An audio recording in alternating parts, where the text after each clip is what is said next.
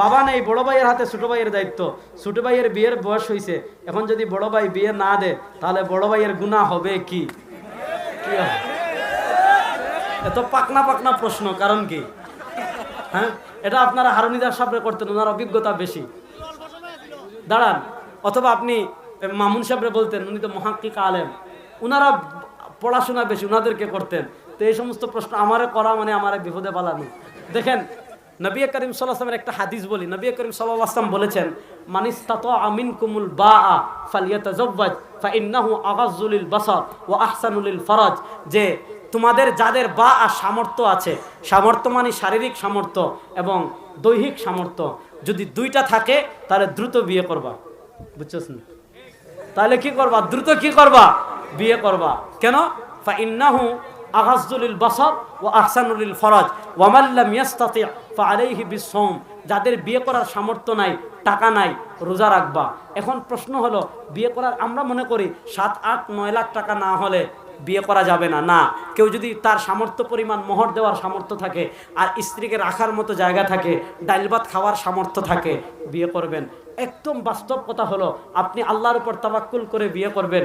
বিয়ে করার পর দেখবেন আল্লাহ রিজিকের দরজা খুলে দিবেন। এর সবচেয়ে বড় প্রমাণ আমি। এর সবচেয়ে বড় প্রমাণ কি? আমি। যাক, আমি বিয়ের আগে জামে আবু বকর পড়াইতাম, বেতন খুবই কম পাইতাম। বিয়ের পর আল্লাহ কত দিক থেকে কত রাস্তা খুলে দিয়েছেন। শুনেন, বিয়ে নবী করিম সাল্লাল্লাহু আলাইহি ওয়াসাল্লাম বলেছেন, ইন্না আ'যামান নিকাহি বারাকা। আল্লাহ রাব্বুল আলামিন ওই বিয়েতে বরকত বেশি দেন যেই বিয়েতে খরচ কম হয়। নবী বিয়ে সহজ করেছেন, আর আমরা বিয়ে করে ফেলেছি কঠিন। এখন দেখেন, আমাদের বরযাত্রী ছাড়া বিয়ে নাই, বরযাত্রী যাওয়া হারাম। বলেন, বরযাত্রী নিয়ে বিয়ের দিন 100 জন, যে ভাই সাহেব কয়জন নিয়ে 100 জন, না আমার আত্মীয় স্বজন একটু বেশি 150 জন দেন, না তাইলে 120 জন। এইভাবে দরদারাদামি করে বরযাত্রী নিয়ে যাওয়া আর মুদ খাওয়া দুটার কোনো পার্থক্য নাই। নবী করিম সাল্লাল্লাহু আলাইহি ওয়াসাল্লাম সাহাবা একরাম তো জীবনে বিয়ে করেন নাই, জীবনে বরযাত্রী নিয়ে গেছেন। দেখেন, আমরা বিয়েকে এই যে যৌতুক দিয়ে বিয়েকে কঠিন করেছি, বরযাত্রী দিয়ে বিয়েকে কঠিন করেছি। ইসলাম বিয়েকে এত সহজ রেখেছে, 2 জন সাক্ষীর উপস্থিতিতে ইজাব কবুল হবে, বাস বিয়ে শেষ। এজন্য বিয়েকে সহজ করবেন। যে ভাই প্রশ্ন করেছেন, বড় ভাই অনুরোধ করব, যারা বড় ভাই আছেন ছোট ভাইদেরকে, আমরা কি করি? আমরা কেরিয়ার, ওরে বাবারে কেরিয়ার। এখন দেখা যায় 31, 32, 33, 34, 35 বড় ভাই কেরিয়ারের জন্য বিয়ে করছে না। এরকম আছে না নাই?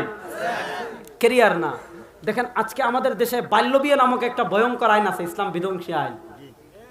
বাল্যবিয়ে মনে করে, অথচ দেখেন আমাদের বাংলাদেশের মরহুম প্রেসিডেন্ট, বাংলাদেশের স্থপতি মরহুম শেখ মুজিবুর রহমান সাহেব, আমাদের বর্তমান মাননীয় প্রধানমন্ত্রী, তার আম্মা জান বেগম ফজিলতুন্নেসাকে যখন বিয়ে করেছিলেন, আপনি বঙ্গবন্ধুর আত্মজীবনী আমি পড়েছি, অসমাপ্ত আত্মজীবনী, সেখানে আছে তার বয়স কত ছিল, 8 বছর নাকি 9 বছর। তখন কিন্তু আর কোনো কথা বলে না, কারণ জানো যতদিন আওয়ামী লীগ ক্ষমতায় আছে, যদি বঙ্গবন্ধুর বিরুদ্ধে বলে পিঠের চামড়া থাকবে না। আমাদের দেশে কি করে, 20 যদি 18 বছর থেকে কম হয়, পার্কে আকাম করলে ধরে না।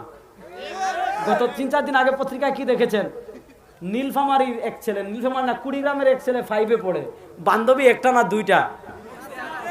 দুইটা বান্ধবীকে নিয়ে টাকা চুরি করে কক্সবাজার গেছে। এগুলা বন্ধ করে, পার্কের গাছতলায় আকাম কুকাম বন্ধ করে। কেউ যদি ইসলামী শরিয়া পন্থায় বিয়ে করে, 18 বছরের আগে বিয়ে করে, জিনা থেকে বাঁচতে চায়, নিজের চরিত্র হেফাজত করতে চায়, আজকে যারা আইনের কথা বলে বাল্য বিয়ের নাম দিয়ে ইসলামী শরিয়ার গুরুত্বপূর্ণ এই বিধানকে বন্ধ করবেন, কিয়ামতের দিন আল্লাহর আদালতে হিসাব দিতে হবে। এজন্য বিয়েকে সহজ করবেন। হ্যাঁ, আচ্ছা দাঁড়ান, এজন্য কি করবেন? বিয়েকে সহজ করবেন ইনশাআল্লাহ।